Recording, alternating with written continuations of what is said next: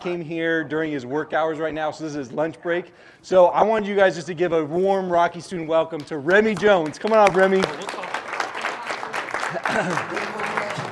Oh, the walk-up song. Let's go. Cool. Raymond, can one of you guys hit pause on that? Middle school, if you can hear this, there's music just going crazy. They had your own walk-up music. Nice. No one planned that. Nice.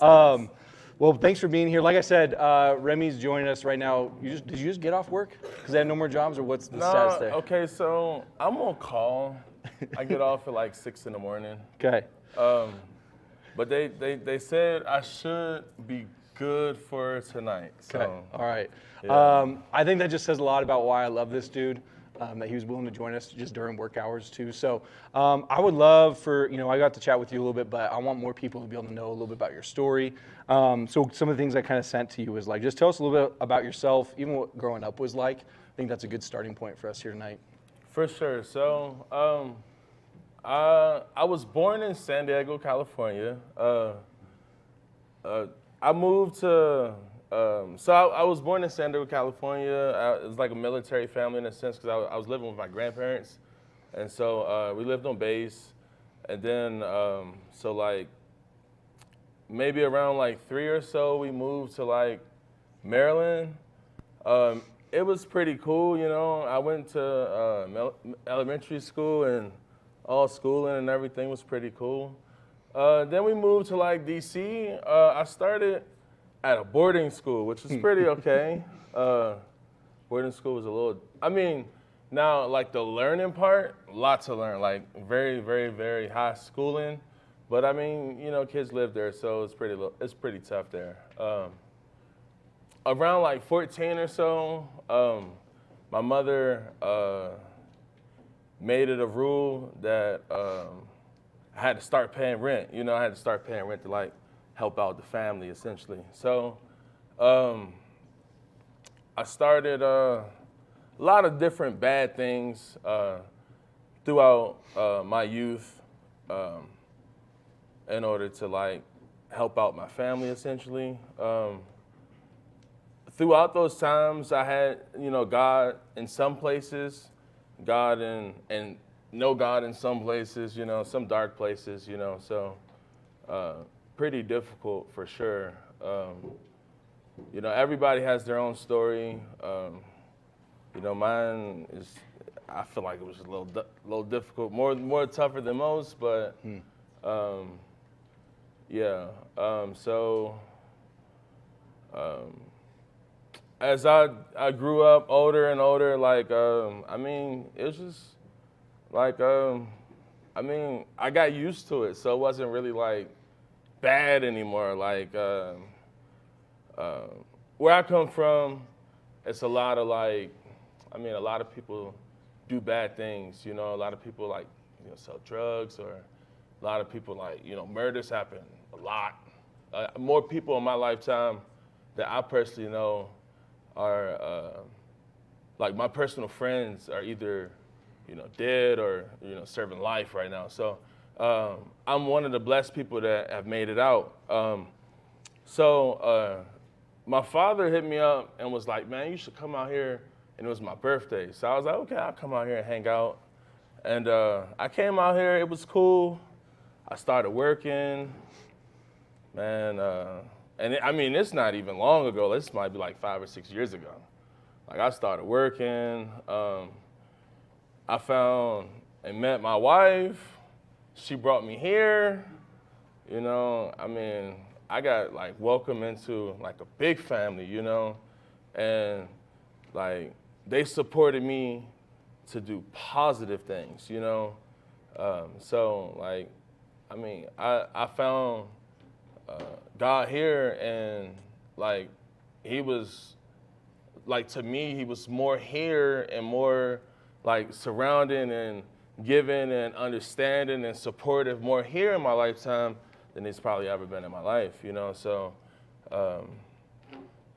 yeah, for sure. I don't know. If it's up to me, I'd say this is probably the best part of my life. I get to show people like the side of me that,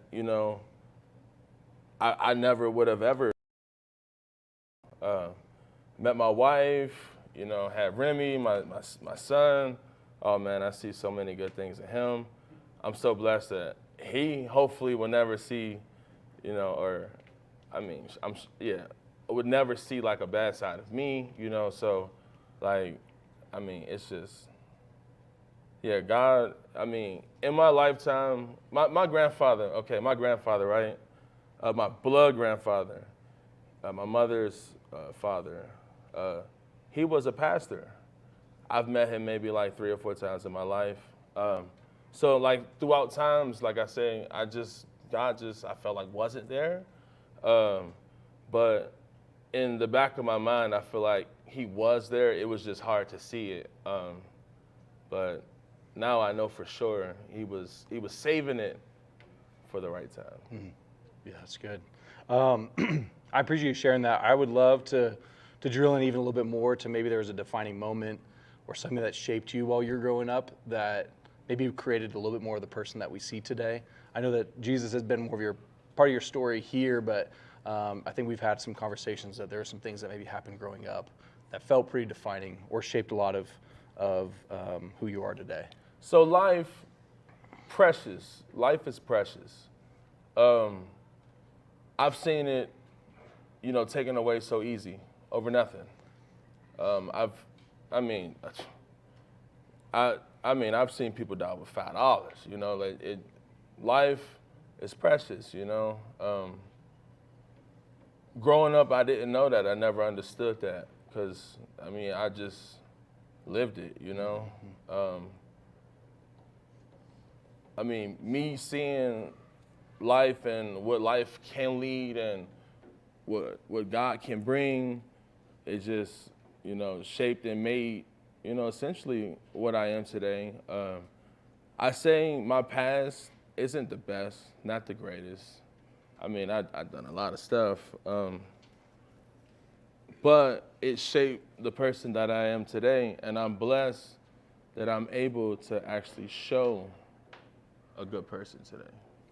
Yeah, no, that's good. I appreciate that. You know, you were talking a little bit about since coming out here, you said that Rocky was one of those places that helped you maybe meet God, meet Jesus. Mm-hmm. And maybe there's something that happened earlier on growing up, but maybe there's something more when you moved out here. Was there a specific moment or story where you're like, this is my defining moment of why I chose to follow Jesus? Honestly, I think it was the first time I was here. I've seen it, like I said, God has been in my life, in my past. I've seen God, and he's been, I don't know how to explain it. My life is, I'm trying to give the best way of describing my life, you know? And my life wasn't the best. So when I came here, music made me cry. You know, like I be singing and I just felt more like in tune that I've ever been, you know. Bible study, I've joined Bible study, you know. I do things that I never would have thought, you know. But that's now, you know. And I think that's from God that was brought around me, you know, the people that was brought around me, the family that's brought around me, you know, and only God can bring that. Yeah. Did you ever feel growing up, were you mad at God? Did God feel distant? Because I don't think we can emphasize enough, like life was really challenging. And so I'm just curious of like I know there's people listening who are in a challenging season. Mm-hmm. And so I'm just curious of like, what did it feel like? Was God just kind of hey, this is what my grandpa believes? Or was there something that you can tie into of like, I was mad at him, or I knew there was some things, but I'm just curious if there was something that maybe someone who's in a challenging moment can hear about how you felt back then. Well, life again. A lot of people that I know have been killed. You know, some people. Don't get me wrong, they deserved it. So I would say they deserve it. But it's terrible, and I don't want to think about it like that. But some people, I feel like, you know, hey, it is what it is. But it's a lot of good people that have been killed. You know, people saying God won't give you something that, and it's in the Bible. God won't give you something that you cannot God won't give you something that you cannot take, essentially. Yeah, like we can't handle. Yeah, that you can't handle. Yeah. So those are one of those things that I was able to, understand and be able to take from that and be able to understand that maybe, or not maybe, that person is in a better place. Instituting that into my life kind of helped me understand, and brought me a little closer for sure. I think the hardest part about being close with God in my past was that I wasn't really doing too much of anything holy. I mean, nothing holy. Like, and now, man, I take my shirt off my back for somebody, and it feels good. It feels good, like being able to give off the love that you get from God, So, and it's happy to understand and be able to feel it, Like I can have conversations with God and be able to actually, figure out things and, understand things, and it's a blessing that I can now. Yeah. This was kind of the next question, and it's a little bit of like, why do you follow Jesus today? And I think I would love to even hear a little bit more specifics as to when you're talking about there's things that I was doing when I was growing up that were unholy things. What do you feel like Jesus has done in those areas of your life? And maybe you're still working through it, but is there something that's impacting how you currently, you live differently now than you once did? Yes. Is there something that you feel like Jesus is working in your past? Or what is that thing that you're like, this is why I chose to follow Jesus? So, like, I would say a lot of vices, a lot of, like, bad characteristics. I mean, I don't, like, hurt anybody anymore, I'm very loving and caring, now, which is a blessing. I mean, I don't sell drugs. I don't do drugs. I'm a totally different guy.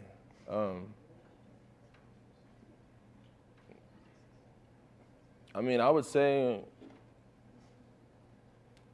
can I hear your question again? I'm sorry. Well, while you're talking about that, I would say, would you say the change that you've done in those things is because of Jesus? Or maybe some people that you met? I would say Jesus will hold back any temptation that I've had. For sure, a couple times in my life living here, they've been a little rough here and there. But never once have I turned back to my past, which is a great blessing. Back home, I always had a job, but the reason why I had a job is because I felt like if I was at work for maybe 8 or 10 hours throughout the day, that was maybe a time when, I could have been killed or something like, or could have went to jail or something like that. So it was just mitigating risk, essentially. It was also like just, I always had a job. So I always had something like positive in a sense, but a lot of negative. I miss work, doing negative. So like, I've learned, I've seen so much negativity in my life that I don't want that anymore. I got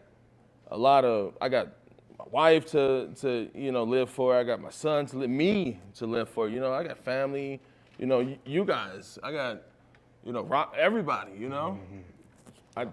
I saved the world. I'm a plumber. Nobody can wash their hands without me. So I got a lot to live for. Yeah. Yeah. That's good. I'm just thinking of someone who maybe feels like they're stuck, which maybe it's when I listen to your story, it did feel a little bit like I was a product of my environment. Yes. And maybe there could have been a moment where someone, maybe tried to say something to you or give you hope. I'm just curious if there's someone listening that feels similar to you. What would you be like if I could speak to myself in that environment? Here's what I would tell them. I would tell you essentially that what you're dealing with right now, if you put faith in God, it for sure should go away. I would definitely say that, I mean, if your story is anything close to mine or anything at all, any type of tough moment that you're in, that moment shall not last forever, and that if you work with God in order to surpass that issue, you will surpass it. It's good. It's good. I have one more question for you, and just as we kind of close things up, I think you might not relate to Remy's story, but what I do know is when people go through things, that there is a lot of things that you also learn from those moments. I think there's a lot of gems of wisdom you've dropped today, but it's kind of the thing of, Hugh talked about it last week, when we don't realize that we're in a battle, we're not preparing for anything. And so you've gone through some things that you had to prepare yourself for, or now, extra more thankful for than you once were. And so I'm just curious as someone who's gone through a lot, and I think you've now seen Jesus work in those spaces, have something much bigger to live for than you once did, what are just 2 or 3 things that you would encourage us to maybe learn from your story? And I think there's just an extra level of weight to it in honoring your story of what you've gone through, what you survived through, but also just want to set the table of, we're not just hearing advice from someone who's had an easy life. I think through the difficultness, we actually are able to give some advice and things. So I would just love to hear, whether it's faith-related, life-related, what are just a couple things that you'd be like, I want to encourage the people in the room, the people in the middle school room with? I would say love like Jesus and live like him. That's something that I really have instituted in my life very much. I used to be a very angry guy. I'm very much so happy. Probably the happiest guy you probably ever meet, I always smiling. So definitely I would say live like Jesus and love like him for sure. Another thing I would definitely say, respect. I would say respect everyone. No, you can't respect everyone, but I would say respect everyone. Respecting and treating someone well goes a long way. It not only goes a long way for you, but it also goes a long way for someone else. Making someone feel more welcome around you, respecting them is very much, a big part of my life for sure. And then, I guess it's tough ones. These ones are tough. Respect, love like Jesus, love like him. And let me give you a third one. I might be able to steal your third one. You had said it earlier, you said life's precious. Yes. I think there's something of what you've survived through, and now that I've got to know you the last couple of years and see you on Sunday mornings, again, people might not see it here on camera, but you are one of the nicest, happiest guys I know. And I think it comes from that place of, man, life is a gift. I'm much more thankful for what I have now because of what I lost. You get to raise a son in hopefully an environment that you didn't experience. And so there is that level of, I might look at people differently than I once did, because I know that loss is a thing. And so I want to treat every single person as much as I can. So that was one of the things that I thought of just that life is really precious. And I think often we take advantage of that. We might get caught up in my AirPod batteries died and now my day's ruined. I might think back on I heard Remy's story and he lost people that he loved. I might be able to get by without my AirPods for a little bit. That's just a little bit of what I was thinking as you were sharing about life is precious. So I think it puts my perspective in a different spot than it was before hearing more of your story. So I don't know if that want to be your third point, but that was something that I would take that as my third point. Okay, yeah. I love it. Dude, thanks for joining us tonight. Remy will be hanging out a little bit tonight, and then I don't know if you're going to get a call. So if you want to chat with Remy, catch him quick, but he'll be either up here in the high school room or downstairs before he's got to go. But if you have a question for him, he's also here on Sundays. And I can't say thank you enough for this dude. Every Sunday I get to see him. I'm super happy. He lives in Aurora, by the way, so him coming over here was just, again, speaks to his character. I know he's coached some of you all in basketball. So just say, hey, he's a gentle giant. I love this dude. But we're so glad that you guys hung out with us tonight. Thanks for showing up. We might have snacks in the lobby. If we don't, we'll have some next week. Just want to remind you guys, we love you. Jesus loves you. You all have a great week. See you guys.